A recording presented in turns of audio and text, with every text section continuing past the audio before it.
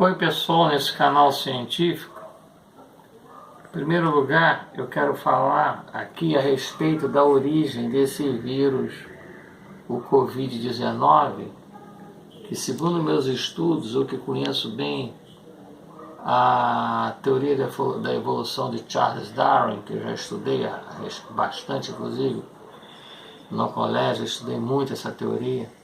Quero falar do meu currículo aqui, eu tenho algumas universidades e pós-graduações, mas, inclusive em federais, por concurso público, daí para estudar, por exemplo, na Universidade do Estado do Rio de Janeiro. Enfim, minha área é vinculada à engenharia, algumas engenharias, né? De instrumentação, engenharia, mas também engenharia de segurança e medicina do trabalho. Bom, enfim. O surgimento desse vírus é muito estranho, um vírus com alta capacidade mutacional. A impressão que me dá, houve uma catalisação laboratorial nele, mas a gente não tem como afirmar isso, não tem como provar isso, mas eu posso dizer o seguinte, no mínimo é estranho.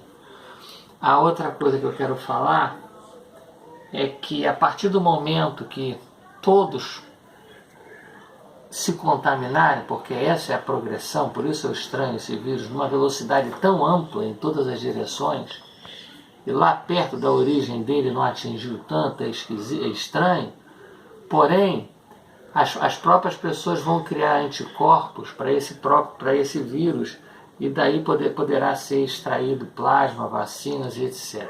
Tá? Ele, na verdade, é um vírus que ele ataca pessoas que já têm algum determinado problema. Então, catalisa em cima daquele problema que a pessoa tem. Algum problema físico. Como nós somos seres biofísicos, tá? Tanto é que você tem a química orgânica, do hidrocarboneto, e a inorgânica. Tá? Enfim. Analisando a curva, a partir do momento que ele começa a varrer todos, e alguns vão ter e outros não vão ter, a curva vai cair. Porque mesmo tendo o número de óbitos, tá certo? A outra parte, você divide o número de óbitos pelo número de casos. Se o número de casos se estabilizar, e o número de óbitos, mesmo que o número de óbitos continue a crescer, a relação entre o número de casos dividido pelo número de óbitos, que é a tangente, se o número de casos se estabilize, e mesmo que o número de óbitos tende a crescer, é sinal que a tangente tende a zero, então a curva vai começar a se estabilizar. Bom, existe um cientista chamado Ruth Hurwitz. Esse cientista, ele fez um método de estabilidade, tá certo? Então, nesse método de diagrama de blocos, que ele tem o semiplano esquerdo e o semiplano direito, tá? A partir do momento que eu estou começando a analisar a curva, tá? Essa curva, e não está havendo mais troca de sinal no semiplano direito. Isso significa que o sistema vai se estabilizar, tá? Eu só não posso precisar o tempo que ele vai se estabilizar, mas isso significa que ele vai se estabilizar. Porque se você resolver um diagrama de blocos, deixa eu pegar aqui o diagrama de blocos.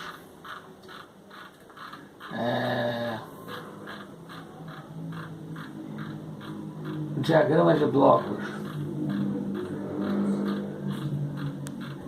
Eu vou chegar no diagrama de blocos aqui. Tá?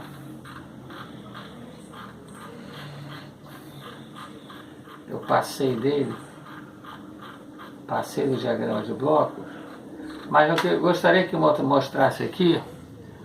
Aqui é um sistema que entra instável. Ó. Isso aqui é um sistema instável, tá?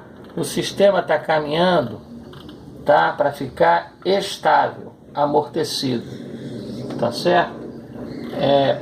Só um instantinho. O sistema está, porque no semiplano direito não está havendo mais troca de sinais aqui, ó. Nessa coluna aqui eu vou mostrar já. Aqui, ó, pode eu focalizar aqui.